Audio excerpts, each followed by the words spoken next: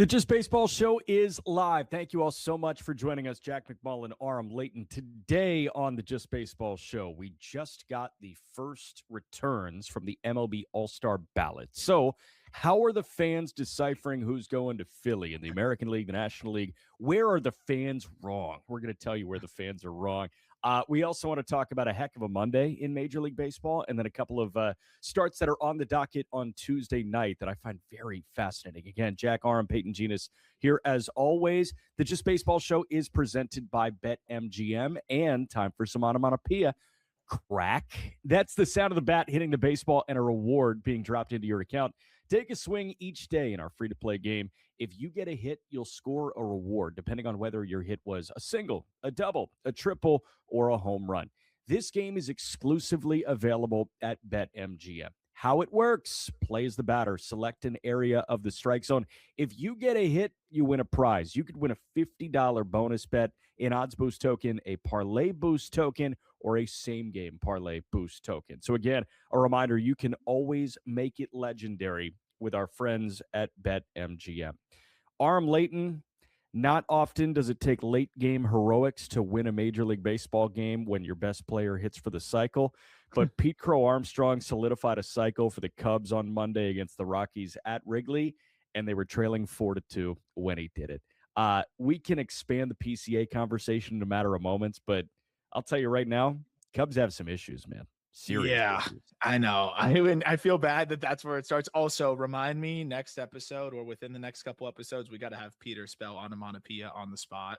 Yes. I want to see what he spits out there. Not to say that I would nail it either, but I just want to see Peter try. Back into the focus. That's all I was thinking about when you were doing the intro. It's like, does he know there's a T in there? I think I would butcher it too, though, to be honest.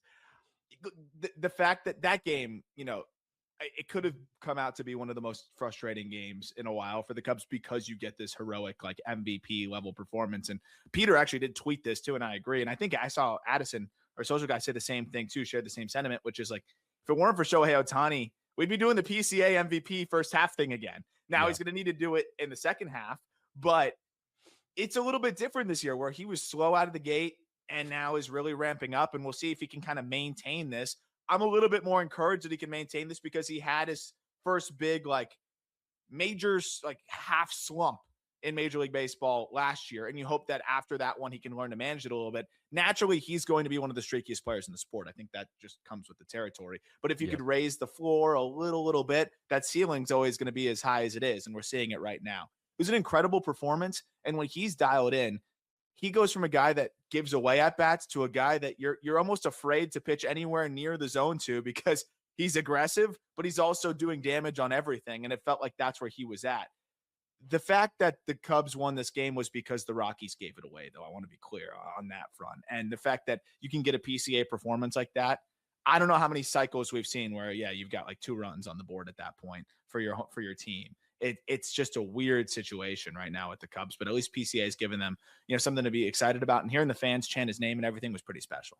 Yeah, and listen, PCA is the perfect embodiment of what the current construction of the Cubs will look like now and moving forward. And it's nice that they got the extension done with Pete Crow Armstrong, and you bought out a couple of years of free agency for him on the back end. But having the faces of Chicago sports be Pete Crow Armstrong and Caleb Williams, it's good because they're both kind of fire starters in a good way. They're spunky, energetic people. And Pete Crow Armstrong can guide the Cubs through what could be a brutal summer because you have so many starting pitching injuries, and we'll see how they want to attack the trade deadline. But PCA slowly but surely, and Peyton flashed this graphic a little bit earlier, slowly but surely is coming out of this early funk that you were alluding to. This guy played 31 games between March and April, hit 241 with a 670 OPS. 29 games in May, hit 230 with a 760 OPS. Through 13 games in the month of June, he's got 24 hits and 55 at-bats. That's a 436 clip. He also has 12 extra base hits already. He's got 4 bags, and it's a 1367 OPS right now. He will spray the ball around the ballpark. He's never going to walk, just never going to do it. But at the end of the day, this guy could be that 30-30 threat. Also, a crazy nugget that I saw yesterday, there are literally 0 players in Major League Baseball pacing for a 30-30 season. O'Neal Cruz was doing it before he left with that hand issue. And he's on the IL, and he will be for quite some time because he's got 2 fractures in his hand. But we had, 6 guys go 30-30 last year, and we could have 0 guys go 30-30 this year. If PCA keeps on this heater, we could be looking at a 30-30 PCA again. 100%. And I think there's more reason to believe, and Peyton alluded to this too, and even with the graphic that we just saw, that this PCA is going to be a little bit more steady than we've seen in the past because he's hitting the ball harder, and that's always going to just yield more consistent results. And the average exit velocity is up 2 miles per hour. The hard hit rate is up 9%. And then the other part that I think is encouraging is he's just swinging less. He still swings a lot. He's still going to chase a lot. As you mentioned, Jack, he's not going to walk a ton, but he's gone from like never walking to getting to a reasonable point with the free passes, knowing that because he's hitting the ball harder, because he can do so much damage, pitchers are going to be a little bit more careful with him. Walk rate's up 3%, swing percentage is down 10%.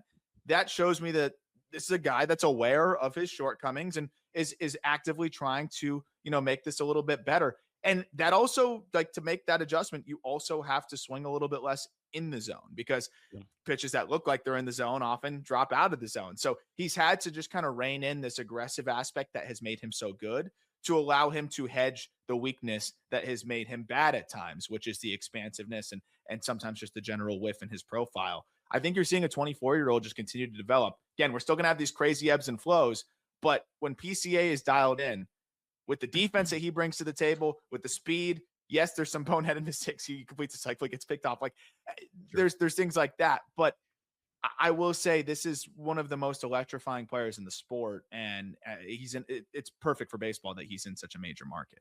Yeah, it's amazing. You're right. Like, that was awesome. Given where the Cubs were down 4-2, to cycle, get the standing O and the chant to immediate pickoff was objectively very, very funny. But Pete Crow Armstrong, I just love where the health of center field is right now. Merrill's had a bad year, point blank period in San Diego. But at the end of the day, I guess I was a little worried about the overall state of center field in Major League Baseball. And it's like, this is kind of a thinned out position. But you see Julio doing what he's doing. He had an 11-homer May, I believe, 11 or 12-homer May.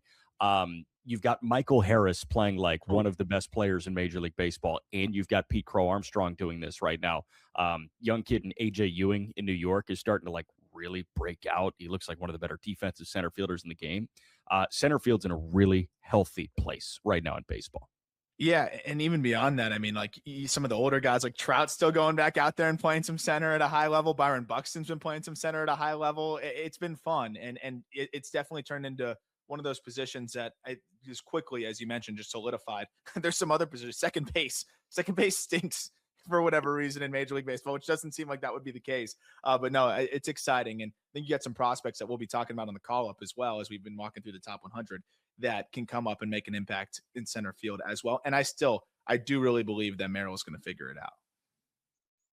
I want to start the conversation on Colt Keith. We've got about 1 minute and 30 seconds left in this segment, but we'll expand the conversation on Colt Keith in segment 2.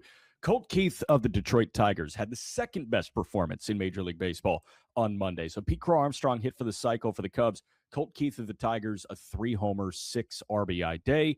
For Colt Keith, they were home runs, 2, 3, and 4 as part of a 3-homer day. And his slug in a single day went from 335 to 390. And it's not like he's playing sporadically, folks. The OPS is up from 634 to 701. Keith had a good start to the year. He was brutal as the Tigers slid without Skubal. And now Keith, you hope, can start to heat up. Again, we've got about a minute left in this segment, but we'll continue the Keith conversation. What would a Keith resurgence do for the Tigers ahead of us possibly franchise-defining trade deadline? A lot, because I think we're talking about how this team can try to like nestle their way back into it because the American League's wide open. This is a dude that didn't hit a home run period in this season until June 11th. So all 4 of his home runs have come in the last 5 games. I'm going to highlight a little bit more about how much he's been struggling, but for an offense that has not had some of the contributors be able to contribute the way that we've seen, they need Keith or somebody else to step up, and it looks like Keith could be that guy.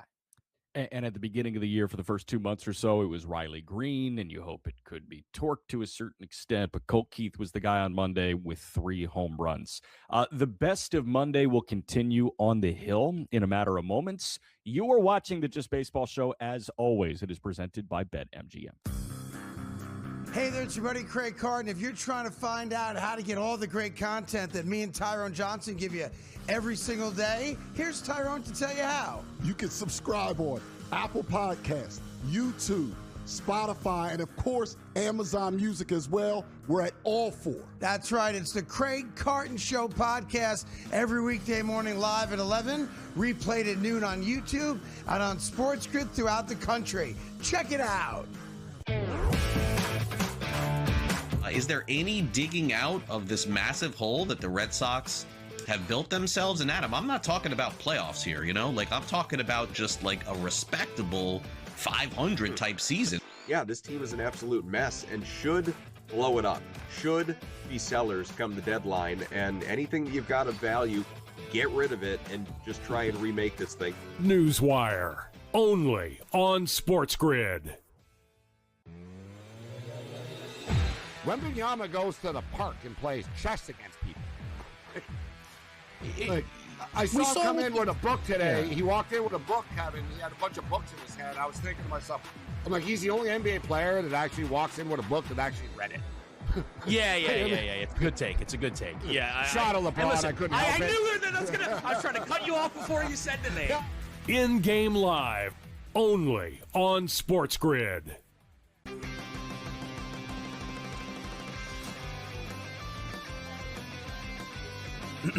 Class is in session. Today, let's talk about the teaser. A teaser is a multi-leg bet where you shift the point spread in your favor. You get better numbers, but every selection has to win. It doesn't matter what you bet if you don't have the insights. Tune into SportsGrid and get ahead of the class. The Just Baseball Show continues. We left a little meat on the bone with the Colt Keith conversation. This was a guy that signed an extension, before he debuted, right? It was a 6-year, $31 million extension. Whole bunch of escalators, a couple of club options as well, can up that total money. But Keith, I remember when he was coming up in the minor leagues, you viewed him as sound of a minor league player as there was. Yeah. Just a little surprising to see him go through ebbs and flows the way he is in Major League Baseball. But I think that just proves this is the hardest sport on the planet, man, and he's doing the hardest thing on the planet. Yeah, it's quite difficult. And I think there's a lot of reason to believe, like, some of the underlying stuff, is pointed towards him being in a better spot. Like, the whiff isn't bad. He's extremely selective. The exit velocities are good enough. It's been interesting to see that he has, kind of struggled through some of these stretches here. And I mean, up until that 3-homer game, he was in the midst of, I think it was 4. I have the plate appearances. I thought I had the at-bats, but he was 4 for 39 in that 14-game stretch leading up to that. And then again, before he homered on the 11th, Colt Keith had not homered in 62 games this season. That's just not the guy that he was in the minor leagues. And when you look at, Kerry Carpenter kind of being banged up and struggling, you look at Gleyber Torres being banged up. This is a team that needs pretty much all hands on deck. Somebody needs to step up and kind of help push this offense a little bit more as well. I know pitching is a big part of it as well, but I think if Keith can get rolling, it would be, I think very beneficial to this offense. Yeah. All right. I want to pivot to the mound here because Dustin May, again, like we had Yamamoto do it over the weekend where he was flirting with perfection. May was flirting with perfection, and Dustin May of the St. Louis freaking Cardinals turned in an absolute clinic against the San Diego Padres. And hold your Padres have issues thoughts, because that is a clear sentiment, has been for the first half of the Major League Baseball season, will be for the second half offensively. But Dustin May on Monday against San Diego, a complete game shutout, just 1 hit, 9 punch-outs, and 1 walk. He did it in 101 pitches. This is why Dustin May got a $10 million deal this year. It was a 1-year, $12.5 million deal with the St. Louis Cardinals. I understand last year was really bad between the Dodgers and the Boston Red Sox.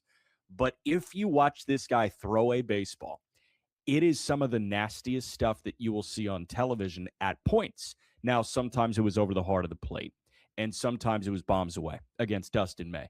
but he's got this in him. And this was such a sneaky pickup from Chaim Bloom this offseason, man.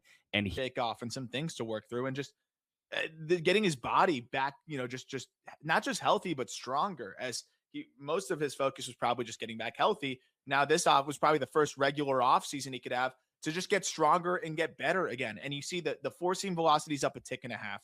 The cutter in particular is up 2 ticks. And it's a totally shifted arsenal usage, because now that the four seamer is not 94 and a half and it's 97, he's able to throw it more. And that's a pitch that he used to throw plenty. He had to kind of ditch the usage a little bit because it wasn't playing the same way. So he's been able to focus on that more. He's been able to use this cutter way more frequently because it's a lot more effective at 93. I think you see the whole arsenal improve from there as well. But I just think seeing the usages tweak, seeing him be healthy, and then I think the confidence that's coming with that. So now, hey, I can attack hitters with this four seamer to set the tone. I don't have to be this like ground ball sinker guy that I felt like he kind of became his identity last year because he wasn't getting enough whiffs.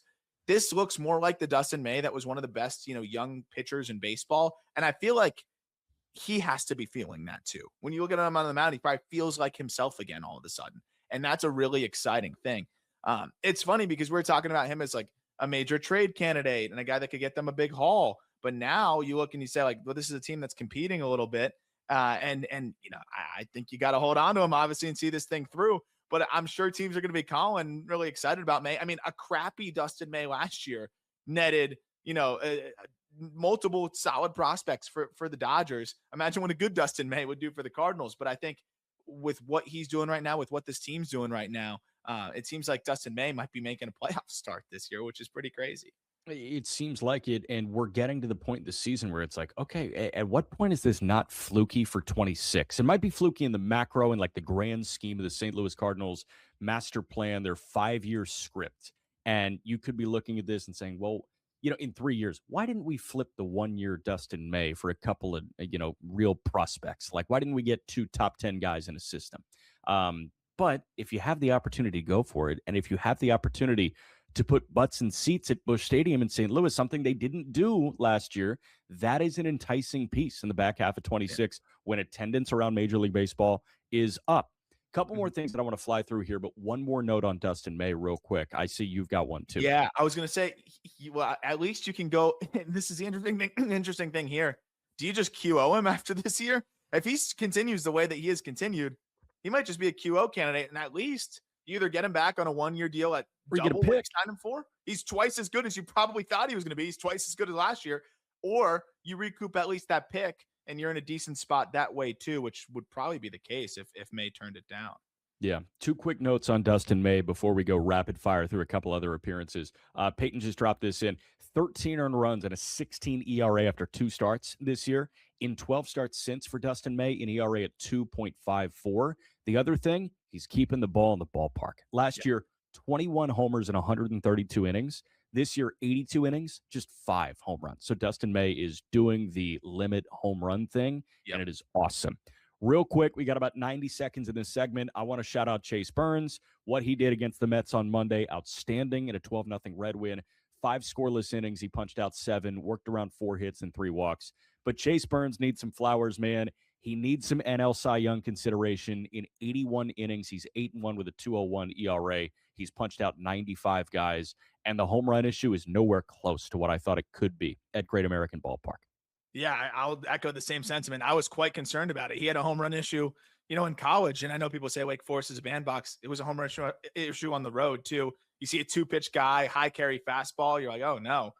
He's throwing 90% of the time, 94% of the time, fastball slider and dominating with it because the command of those 2 pitches is so much better than I thought it would be. And he is just so aggressive and in control. It is so much fun to watch this guy pitch. And he's still just 23 years old. Really special career ahead of him.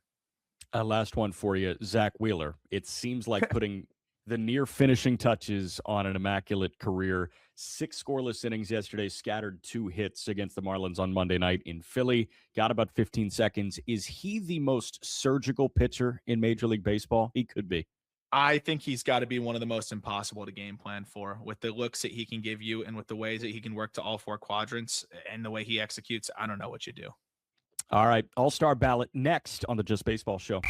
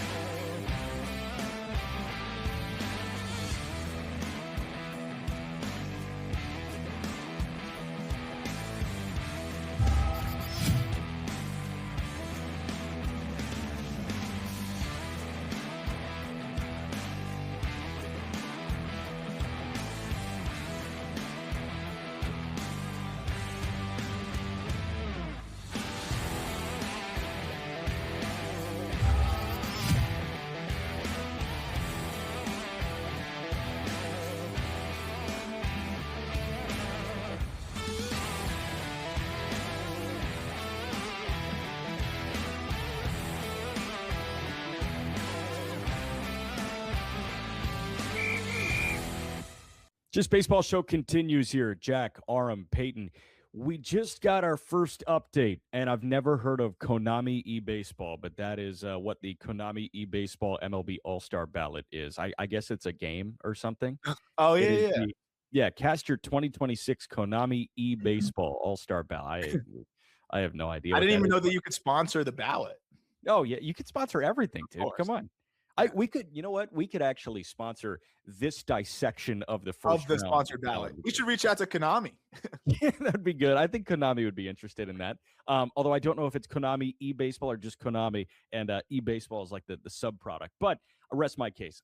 Let's talk about the NL returns first. Again, the first balloting is in from the MLB All-Star fan votes, and the balloting in the National League is kind of interesting.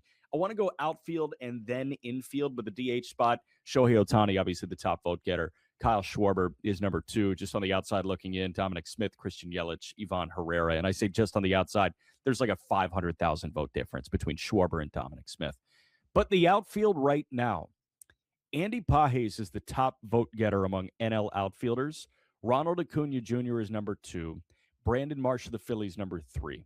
4, 5, and 6 is Michael Harris, Teoscar Hernandez, and Jordan Walker, thank goodness. Now, on the outside looking in, James Wood in Washington, Corbin Carroll in Arizona, Juan Soto in New York.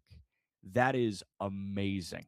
Amazing that we could be looking at James Wood not being pushing to the second round. Same with Pete Crow Armstrong, to be totally honest with you. Just crazy that we could be looking at that right now. But at the end of the day, man, this is a fan vote. There are holes in that. What would you like to see changed in round 2 of balloting? Where do we start? Where do you want to start? Well, you want to go by position real quick? Yeah. I got no major qualms, relatively speaking, with catcher. I mean, obviously Kirk needs to go a little bit lower, but the Canada bump is just very clear here. And the Canada bump is just going to be a thing. But also, like, Canada, you should bump your own, even if they don't play for the Blue Jays. Like Otto Lopez, that's where I'll circle. And I don't want to take your thunder here, Jack. I'll tee you up for it, but I kind of made that connection there. Otto Lopez, I understand he plays for the Marlins, and I understand that the Marlins are not one of baseball's biggest markets. But we're looking at a situation here where, I mean, I know that there's ways to make it work so that you can get guys in there. But Otto Lopez being in the 5 spot behind Trey Turner, who's been putrid and he's getting booed by his own fans right now. So they boo him and then they vote for him. That's wild. Ellie De La Cruz is hurt as much as I like him. Mookie Betts just got over the Mendoza line. And then CJ Abrams has been fantastic. I can understand that, obviously. But that's a tough one right there where Otto's that far out. Yeah, I'm ready to talk about Otto Lopez if you want. Peyton, if you wouldn't mind flashing the NL All-Star fan vote one more time, I'll give you the rundown in the National League as well. So Drake Baldwin, Will Smith, the 2 top vote getters at the catching position. First base is Freddie Freeman and Matt Olson, with Harper on the outside looking in. Albies and Stott with Bryce Terang on the outside, and Luis Arraez and Brandon Lau on the outside. That's also tough. Bohm, man, who could forget his month of April? I was saving some energy for that one. Yeah. We'll stick on NL shortstop for a minute here because it's Abrams, Mookie Betts, Ellie De La Cruz, Trey Turner, then Otto Lopez, followed by Ha-Sung Kim, Dansby Swanson, Mason Wynn, Connor Griffin, and Joey Ortiz. It falls off very, very quickly. I'll rant for a minute here.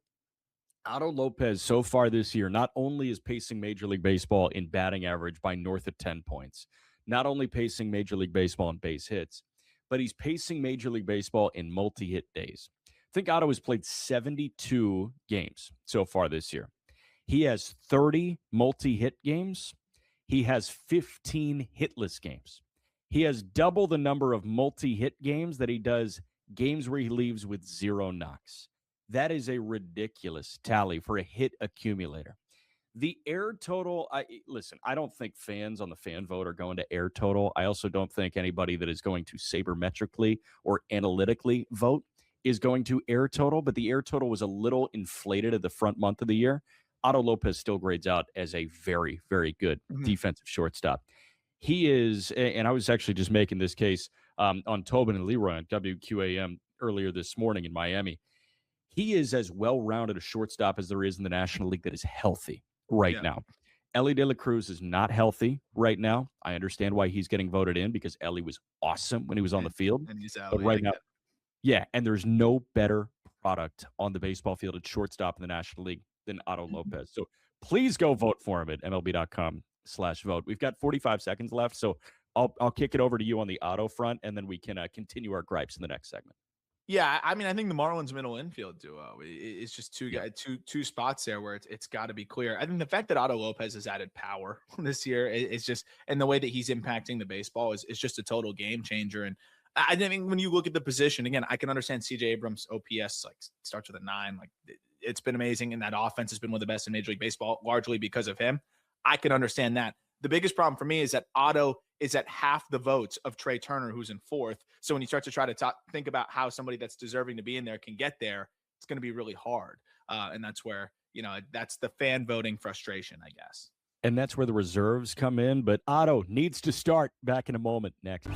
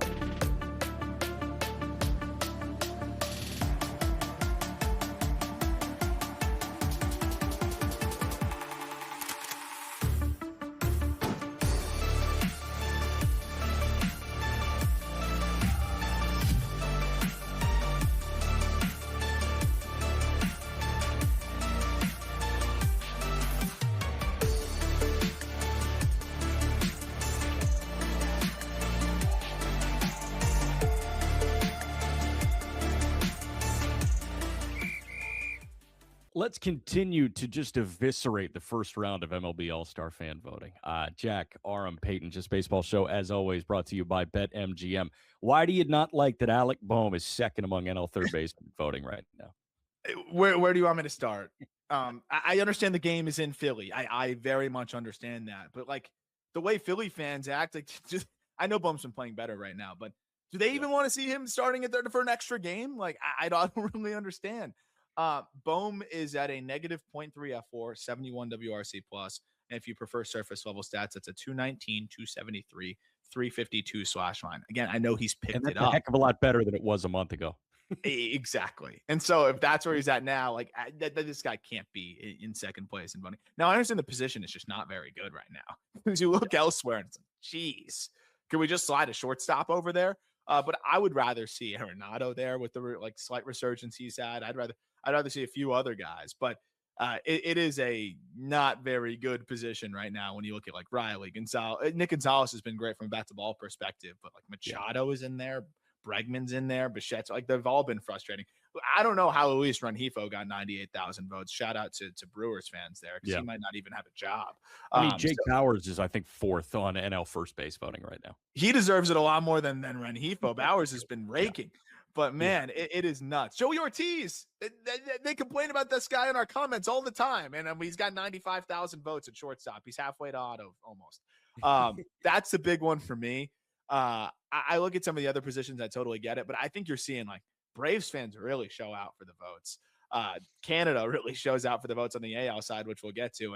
But on the National League front, like, I think those were the most egregious for me. And then I go over to James Wood, where it's like we got to make sure that this guy and Corbin Carroll, one of the most electrifying players in the game. We need those guys in there. We don't need Teoscar Hernandez in there. I'm sorry. And I love Ronald Acuna Jr., but he's not deserving of being an all-star, unfortunately, because he hasn't been on the field. This is the main issue, because if you're going to vote an Atlanta outfielder in to start, it's Michael Harris at this point. Like, and I'm not sitting here saying like, oh, the system's clearly broken. I'm not saying like, oh, these fans who are voting don't know ball. It's like, okay, obviously, you're going to vote for your favorite players on your favorite team, and that's why you get the Dodger and Brave and Blue Jay bump, to your point. But at the end of the day, like, we need to see Harris start instead of Acuna. If there's an all-star starter, it's Michael Harris in Atlanta. Wood and Carroll would really tick me off, to be honest with you, if they're not starting the all-star game. At some point, I understand it's a fan vote, but at some point you can vote guys onto the team.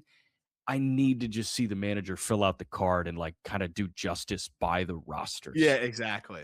Like that I feel like is the fix, where it's like, okay, get your guys to the all-star game. Don't make them start. Like, let's just get them there. And, maybe they get a pinch hit plate appearance in the 7th inning. But, if you've got Teoscar starting the all-star game over James Wood and Carroll, that's a problem. We need to stop the steal here too, because I'm just wondering, like, how is Atlanta just funneling these votes? Where like Chicago's it's a major city here, and why is Pete Crow Armstrong in 14th? What is happening with the system here? Some of these teams are clearly figuring out a way to funnel these votes up and get it going. I think we need to investigate this a little bit, but I just don't understand. Like, clearly the Braves have something rolling. Clearly, like the Phillies, I get it. They're hosting it. You can really push it hard. But some of these teams have something rolling a little bit more. Like, no one's ever questioned the Cubs fan base and how passionate they are. And PCA's in 14th. I know. It's crazy, man. But, oh, well, those are our big gripes on the National League side. We can push to the American League side, Peyton. That might be one of the lines on the history of the Just Baseball show. That was great. The American League ballot, as it stands right now, whole bunch of Canada, as Aram Leighton was saying. But justice served. Shea Langoliers running away with the AL catcher job right now. It's an absolute boat race. He's got over 700,000 votes. Kirk right behind it, just under 300,000 votes. So doubling up Alejandro Kirk effectively. Ernie Clement, the top vote getter among AL second baseman. Ezekiel Duran of the Rangers, number 2. Bazzana, 3. Shout out Travis Bazzana. Bobby Witt, obviously top vote getter by a country mile among AL shortstops, with Andres Jimenez falling behind, McGonigal behind him, Colson Montgomery behind him. And then first baseman, Vladdy Jr., Ben Rice, Murakami right behind that, Kurtz right behind that. Junior Caminero, the top vote getter among AL third baseman. Miguel Vargas is 3rd, notably. Josh Young of the Rangers is 4th. Yordan Alvarez, the top vote getter in the American League, with George Springer right behind and Yandy Diaz behind him. And then the 6 outfielders as they stand right now: Judge, Trout, Bellinger, Buxton, Riley Green, J-Rod. And behind them, you've got Randy Arozarena, Varsho, Jesus Sanchez, Miles Straw, top 10 among AL vote getters. I freaking love that. Honestly, I have 0 gripes with the American League outfield. I think that's perfect from the fans. I guess, like, my issue, where are your issues here? Because I've got a couple, but like, I don't know which one is the most egregious to me. Somebody clicked a button 272,973 times for Miles Straw, and I don't believe it. That's awesome. That's my biggest gripe. Otherwise, I mean, I look at the catching spot. I think that's pretty good. We alluded to it earlier, but like Langoliers over Kirk, I get, because like Kirk has just played like 30 games, not even. But like Langoliers in the top spot makes sense. Rutschman, Dingler, I can get behind that. When I look at like some of the other spots, though, I don't know if it's as egregious as the National League side. The outfield, Judge being hurt stinks, but like that guy's gonna always just kind of be in there. And when he's been on the field, he's been performing. It'll be interesting to see how it goes the next month now, because obviously these votes have been tallying up for a little bit while Judge was on the field. Yeah. I don't know if I have a clear cut gripe on the outfield side. I think it's about as solid as it can come there. Am I missing something? I don't think so. What's nice is like stars are playing like stars right now. And I do love that Texas is showing out right now for Duran, especially. Like Young, that's great, but he's still behind Miguel Vargas, and Kazuma Okamoto should not be an all-star. Caminero, I'm glad, is the top vote getter right there. Like this looks a little bit more ball no-y, I think. But, you know, the Vladdy over Ben Rice thing is an issue. And then Kurtz being on the outside looking in is also an issue. But my eyes, like, they do drift to second base. And I'm like, this is kind of justice being served here with Clement at the top and Ezekiel Duran at Texas being right behind him with Bazana in third. This position just is not good in the sport. It's not good, so it's like you get the above average players, and it's like, yeah, no, I dig that. That's awesome. That one's fine. I gravitate that down to shortstop, and Andres Jimenez is obviously the Canada bump there. Kevin McGonigal needs to be an all-star. Kevin McGonigal has been one of the best players in the sport this year, and I know he will be in there, but like. And it's just kind of like who's going to start behind or who's going to be behind Bobby Witt Jr. But I just think Kevin McGonigal, you know, and he's on pace for a 6-WAR season. Like, he's on pace to have a fantastic year. And I told you guys he could defend. That's a guy, Colson Montgomery. He has been phenomenal this year. I think those two guys obviously deserve a little bit more love. I agree with you on the third base front. You can say the same thing with like Miguel Vargas. Like Miguel Vargas and Colson Montgomery have been one of the best like left sides of the infield in Major League Baseball. Okamoto's been good, and he's really heating up, but Vargas has been incredible. Josh Young has been fantastic. Both those guys should be up a bump there as well. And then I think the biggest gripe I have is Nick Kurtz at first base. Yeah. This guy's been one of the best power hitters in the sport since he debuted, and he has not shown any signs whatsoever of slowing down this year. He's been fantastic. I mean, we just saw him the other day. We're talking about performers on Monday and just through the weekend. Like, he can leave the yard foul pole to foul pole. He's at a 173 WRC plus. He's 3% better than his historic rookie season. He was one of the best hitters in the sport last year, and he's even better this year. Nick Kurtz can't be in fourth. Right. It just can't happen. He's behind somebody who's been banged up, but I understand the excitement around Murakami and the cultural aspect of it as well, and he deserves a lot of votes. Ben Rice has been phenomenal. I can understand that. And the Yankee side, Vladdy has been one of the biggest disappointments in the league this year. He's got to go down. But even then, as good as Ben Rice and Murakami have been, Nick Kurtz might be in his own realm right now. He's the most feared. He's being pitched to as the most feared hitter in baseball. And I think he should be voted just like that as well. Yeah, I've got one more gripe on this AL ballot, and then we're going to push to a different kind of all-star conversation on the other side of the break. But Yandy Diaz being behind George Springer, again, Blue Jay voting, but that's an issue. Yandy Diaz has been one of the most consistent, one of the best hitters in Major League Baseball over the last, honestly, 6 or 7 years. So far this year, Yandy Diaz hitting .315, 12 homers, 46 driven in, a 900 OPS, and Yandy Diaz sporting a 12% K rate. Continue the All-Star Convo next. Is there any digging out of this massive hole that the Red Sox have built themselves? And Adam, I'm not talking about playoffs here, you know, like I'm talking about just like a respectable 500 type season. Yeah, this team is an absolute mess and should blow it up. Should be sellers come the deadline, and anything that you've got of value, get rid of it and just try and remake this thing. Newswire, only on SportsGrid. I don't always do a great job of delivering it in the right way. I will admit that. But I think overall, when you're honest with people, they know they can trust you. That, you know, I think the last thing you want to be is somebody who BS's people. And then they don't know if what you're saying is true, if you're manipulating them. Outspoken with Dan Cilio. Only on SportsGrid. Christopher Sanchez is the right call right now. What am I missing? Why is Shohei Ohtani not right there with him? Well, is it the innings, Donnie? What is it? What am I missing here? Because if he qualifies for the pitching title and he throws a lot of innings and he leads the major leagues in earned run average and even whip, like, well, what am I missing? Pro Baseball Today, only on SportsGrid.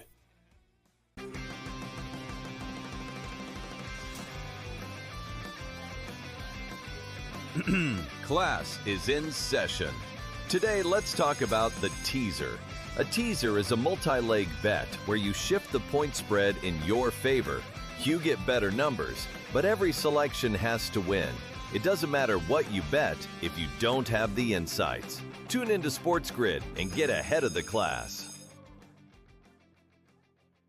I want to take you somewhere else, Aram Leighton, on the Just Baseball show here as it pertains to All-Star voting, not voting. I'm going to take you somewhere that has nothing to do with voting because it's managerial decision. The All-Star ballots, again, we are through kind of the first round of voting, and we just flashed to the NL and the AL over the last couple of segments. But I want to kind of kick the tires on who you think is in position to start each game for the National League and for the American League pitching-wise, and who the arms are that you view as like slam dunk all-stars. In Philadelphia, it's going to be a really hard decision between Sanchez and Mizorowski. Yeah. If it was anywhere else, if it was in 29 other ballparks, it's Mizorowski, but it's in Philly. So I'm curious, do you think there is Philly bias there with Sanchez starting, or do you think Mizorowski is going to be the starter in the National League? I think as long as there is, because Sanchez looked a little bit human last time out, inflated the ERA to 1.82. If you've got a half run differential, which we've got right now, that might just be too much. And I think with Mizorowski's just with what he's doing in terms of like just the never before seen velocity, the viral aspect of it, I think there's a lot of reasons why Major League Baseball and why, you know, the manager should put Mizorowski in on the lineup card there. But I could see I also think, like, and I know it was a little bit different, but the Kershaw situation too, like I know he was retiring, but I don't think people care as much because remember, these are the votes of the entire country, and we're seeing a lot of votes there, and only so many people are going to be at the game in Philly. I think you have to cater more towards the entire country, not just the country, obviously Canada, very involved as well. Yeah, so right. The world, Murakami, like they want to see the most impressive pitcher this year. And I think if it's close, Ty goes to the home, ballpark, but in the player that plays in Philly. But right now, it's not that close because of what Mizorowski's doing just from a conversation standpoint and the fact that we're a half run apart here now in ERA. Peyton just dropped this note in the chat, which I thought was hilarious, and I totally blanked on it. It would be funny considering Mizorowski was the reason Sanchez didn't make the All-Star game last year. Reminder, Christopher Sanchez. Yeah, dude. I mean, reminder, Sanchez was the biggest snub in Major League Baseball last year. Philly still paid his All-Star bonus. His incentive the money. I forgot about that. Because they gave Mizorowski the nod after like 7 starts or something. So that would be not poetic justice, maybe poetic justice, but that would just be crazy and mind-boggling. And how cool is it that discussion turned into far and away the 2 best pitchers in Major League Baseball this season? Yeah, that is wild. So maybe they feel bad and give it back to him. I don't know. I think at this point, though, if you're seeing Mizorowski maintain this pace, I don't want to speak for everybody, but I just feel like this is the guy you want to see out there right now. The guy that is just going to start the game off on an incredible note by doing things that you think about somebody that doesn't watch much baseball and throws the All-Star game on. Sanchez is incredible, and I think they'd really enjoy watching him pitch. Mizorowski, and with what he's done this year, and you see the numbers too, and they flash the highlights, and then you watch this guy get on the mound, you're going to say, I've never seen this before. And I think that's going to be the biggest thing. So if you've ever seen the hydrogen bomb versus coughing baby meme, that's kind of the NL versus the AL conversation. Now, there is like a top dog in the American League, but the pickings are slim. It's going to be Cam Schlittler that starts for the American League. He will get a slight edge over Davis Martin, Nick Martinez, and Parker Messick. It should be the case, right? Yeah, barring the most unforeseen collapse. It's pretty crazy. When have we been able to call out a month before almost who's going to start the All-Star game? I feel like it's usually hard to do that because one start can change so much. I think Schlittler would have to have like 3 bad starts to not be the All-Star game starter. Yeah, dude. I mean, it's going to be I don't know. I'm looking at I'm trying to figure out who fills out the rest of the AL All-Star team. And honestly, those names that I mentioned are going to be up there. Rasmussen will be in there, which is great. Emerson Hancock should be an All-Star as well. But the National League just so much more formidable. If they have 8 starters to choose from, I'm going to list, I think, 10 names, and I want you to cut 2 of them. The National League: Mizorowski, Sanchez, Burns, Sale, Yamamoto. I'm already at 5. I'm going to give you Max Meyer. I'm going to give you Paul Skeens to get to 7, Eduardo Rodriguez to get to 8, Justin Robleski to get to 9, Michael McGreevy to get to 10. Who are you cutting of those 2? Who are you cutting out of here? Oh man, I can't. As much as I don't want to cut Michael McGreevy, it kills me to do this. McGreevy and Robleski are kind of the Spider-Man meme, just opposite, like different arms. I think you got to cut those 2, right? As unfortunate and as amazing as they've been. I also look at Erod, but Erod, I feel like we got to go with surface level stats a little bit more here. And right now, on the surface, it's a half run difference between Erod and Robleski and McGreevy. All of these guys are going to be brutal peripheral guys. So I think when they're all bad peripheral guys, and Erod has slightly more workload, we'll see. Obviously, this is where it can definitely change over the next month. But as of right now, and also, do we mention Zach Wheeler? No, we did not. I was about to say I totally spaced on Wheeler. I think Wheeler's got to be in there over all of these guys, especially because it's Philly. But beyond that, he's been unbelievable since coming back. I think you boot all 3 of them. You got to boot all 3. Also, another comment: Kyle Harrison. Gosh. What do we just spill? Do you remember in Little League when you were short a couple guys and the games didn't really matter? So then the other team would send them over to your side, or I don't know if that ever happened to you. We should just do that in the All-Star game. We're going to have some of the all-time brutal snubs out of the National League. And then we're going to have some guys that just have no business being in there in the American League. But the booming, I think you got to boot all of the outperform the peripheral guys. Thank you to the chat for helping us here. Yeah. Kyle Harrison, if he didn't get screwed by the Vegas situation, he's a slam dunk. You got to go. I think you got to go Wheeler. You got to go Harrison. And we got to boot all 3 of the outperform the peripherals guys. Yeah. What happens in Vegas absolutely annihilates your ERA. Unfortunate. But hey, shout out the Colorado Rockies and their 23-run performance on Sunday. Hunter Goodman got to 20 homers, by the way. That's crazy that Hunter Goodman in Colorado is just doing it again. Is Hunter Goodman going to hit 40? We've got about 45 seconds left in this segment before we do a Tuesday preview with some fun pitching matchups on Tuesday night. But Hunter Goodman might hit 40 home runs. Troy Johnston might hit 300. Rocky vibes are really good right now. It's good for you, Mr. Rocky fan. Cole Carrick is going crazy. It's been a really fun stretch. I think baseball is on the upswing for the Rockies is as much as they still love to give games away, especially on the road. TJ Rumfield's been great. It's been really fun to watch this team at least have some pieces here solidified. Also on the American League side, I do think Jacob deGrom is deserving to grab a spot there too, which is absolutely awesome. But man, it's a big gap here. I do think Goodman hits 40. Yeah, we shall see. All right, we wrap up the Just Baseball show next. I don't always do a great job of delivering it in the right way. I will admit that. But I think overall, when you're honest with people, they know they can trust you. That, I think the last thing you want to be is somebody who BS's people, and then they don't know if what you're saying is true, if you're manipulating them. Outspoken with Dan Cilio, only on SportsGrid. Terrible start last year, injured all the way through, didn't have a chance to win that Major League Baseball season. This year, first team to 20 wins, first team to 30 wins, first team to 40 wins. It's all been the Atlanta Braves. Good baseball club lurking around here. They still have some guys, some starting pitchers on the shelf there that could help them down the road, but the Braves are sitting pretty right now. The Early Line, only on SportsGrid.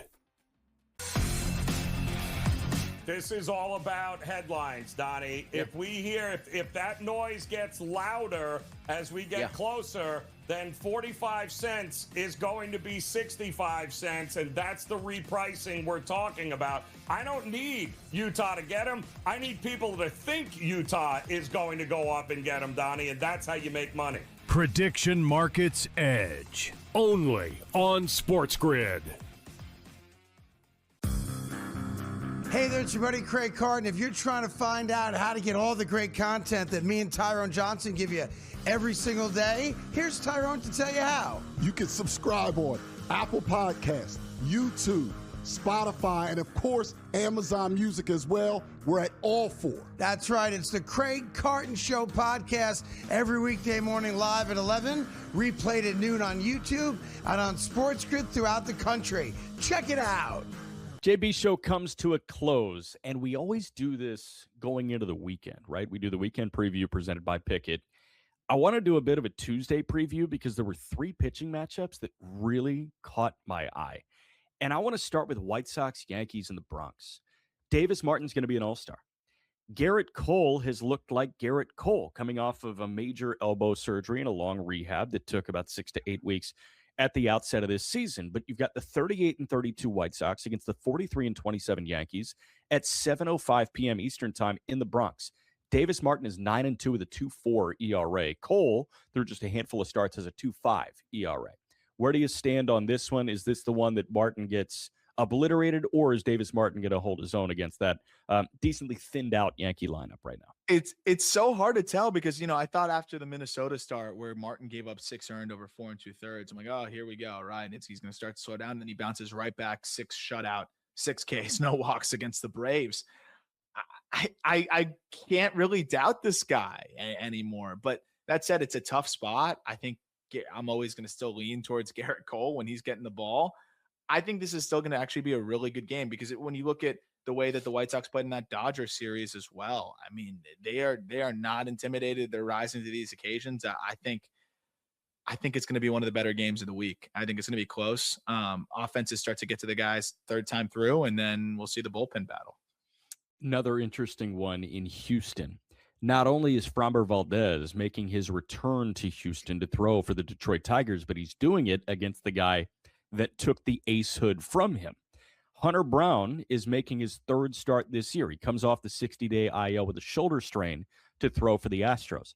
Hunter Brown, mind you, in his first 2 starts this year was utterly ridiculous. 10 2/3, 5 hits, 1 run, 17 punch-outs. Opponents were 5 for 37 against him through 2 turns. Off the shoulder strain, off a rehab assignment, he takes on his former rotation mate in Framber Valdez. I understand these are 2 teams below 500, but I'm getting my popcorn ready for this one. Yeah, I'm excited. And you already have the Framber comments of I would have loved to have signed. I'm paraphrasing, stuck with the team I've been with for 8 to 9 years, and maybe you should have been a little bit more enjoyable to have there. That would probably help. I hope Cesar Salazar can get back in there. Give him an opportunity here, even though he's 1 for 18 to start the year. Now, I don't see Framber Valdez as a guy that's going to use that extra emotion and energy to his favor. I just, historically speaking, don't think that he harnesses that well. And I think this is going to be an Astros statement here. Hunter Brown was looking fantastic in his rehab outings. I think he's going to shove, and I think the Astros are going to rough up Framber a little bit.